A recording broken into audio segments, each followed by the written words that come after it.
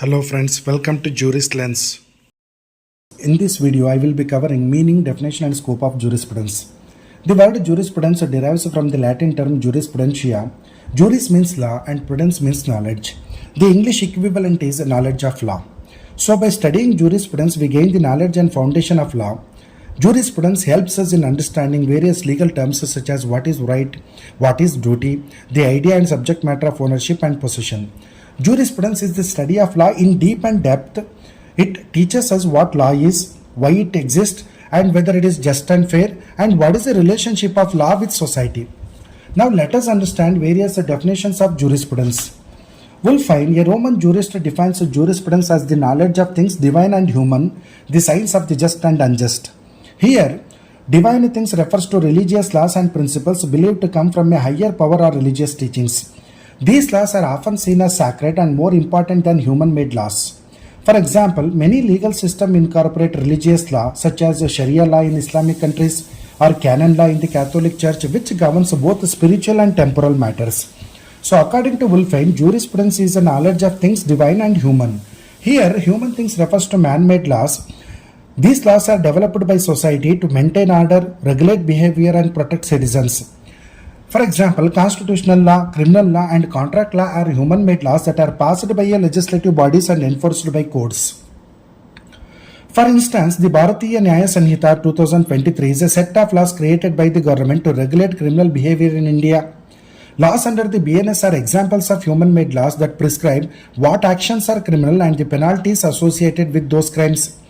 For Ulpian, jurisprudence is not just the study of legal rules but also the examination of what is considered just and unjust in society. Human rights law such as the Universal Declaration of Human Rights is a just law. The abolition of slavery in the US was based on moral and ethical belief that enslaving people was unjust regardless of what the law stated at the time. John Austin, an English jurist, defined jurisprudence as the science of positive law, meaning the law that is enacted by a sovereign authority and enforced by the state. Here, positive law refers to the study of law as it is rather than as it should be. It must be accepted as it is because it is enacted by the sovereign authority. Here, positive law refers to the written law including statutes, regulations and ordinances that are formally established by a recognized authority. These laws having nothing to do with morality and ethics. According to John Austin, law is independent and has no relation with the morality. For example, traffic laws are positive laws that mandate the speed limits on roads. A person who exceeds the speed limit will be legally penalized. For instance, if a law in a jurisdiction states that anyone who exceeds a speed of 50 km per hour will be fined, this law is an example of positive law. Whether or not the speed limit is morally justified is irrelevant. The law exists because the legislature enacted it and it must be followed. Another instance, criminal laws such as those against theft or murder are also examples of positive law. These laws define prohibited behavior and set the penalties for violations. If someone is found guilty of theft, the legal consequence is defined by the relevant positive laws such as imprisonment or fine depending on the jurisdiction. Sir John Salmond, an English jurist, defines jurisprudence as the science of law. It refers to the systematic study of law and its principles. For example, studying contract law scientifically involves understanding what is an offer, what is an acceptance, what is the significance of consideration, capacity and legality. A contract between A and B for the sale of a car requires offer by one person, acceptance by another person along with consideration.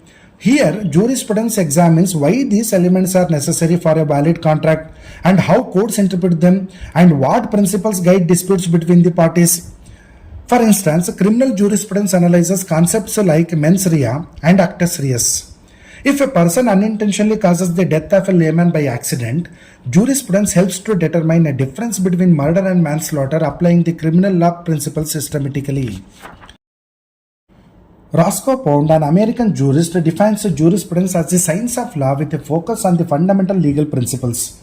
According to Roscoe, jurisprudence should address not just the theory of law, but also how law should serve the needs of society. For example, in situations where an individual's freedom of speech conflicts with national security, law must find a balance according to Roscoe. For example, Indian Constitution guarantees free speech, but reasonable restrictions are imposed when speech endangers national security. Pound argues this balance is necessary for social harmony. For instance, laws like the Clean Air Act balance individual economic interest, that is a right to operate factories, with the need to protect the environment for society's overall well-being. So here, according to Roscoe Pound, right to development and right to environment must be balanced. Savigny, a German jurist, defines jurisprudence as the science of the development of the law, particularly focusing on the historical and cultural aspects of law. According to him, just as a language is developed, law has also developed in a similar way.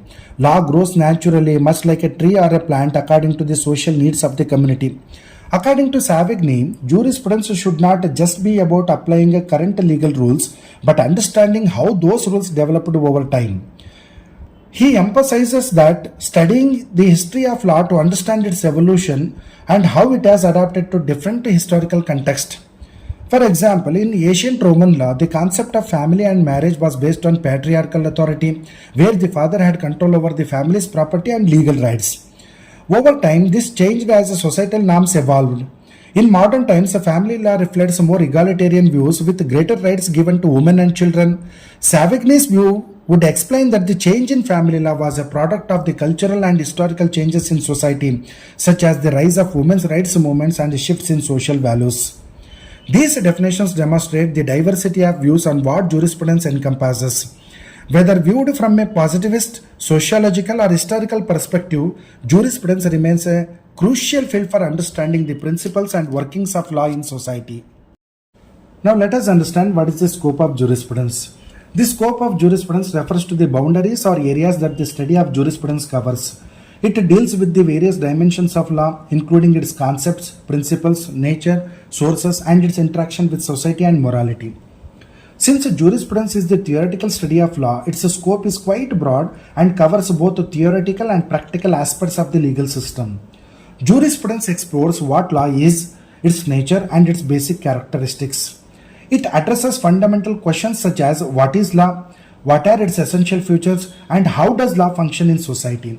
The study of jurisprudence involves analyzing the different sources of law.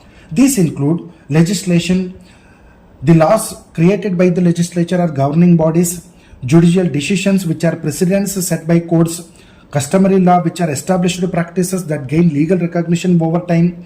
Number 4, international law, the agreements and treaties between the nations. For example, the Indian Constitution serves as the supreme source of law, while judicial interpretations of its provisions further develop the legal system.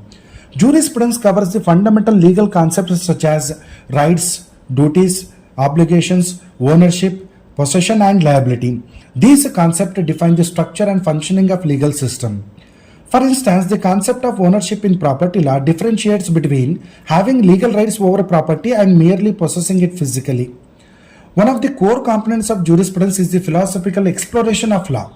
Jurisprudence poses deep questions like what is justice, what makes a law legitimate, and what role does law play in society. Jurisprudence also explores how law interacts with society and how it influences social behavior. It investigates whether laws achieve the intended social objectives and how they affect social structures such as equality, justice, and freedom. For example, the welfare state concept examines how law can be used to promote economic and social justice in society, ensuring that the state's legal framework provides for the basic needs of its citizens. The scope of jurisprudence also involves understanding how law develops over time in response to changes in society, technology, and global events. Lastly, the scope of jurisprudence is vast and touches upon each and every aspect of law. It is concerned with not only understanding the law as it exists, but also critically analyzing its foundations, principles, evolution, and its role in society. As the law continues to evolve with society, the scope of jurisprudence adapts and expands to address the new issues, problems, and context.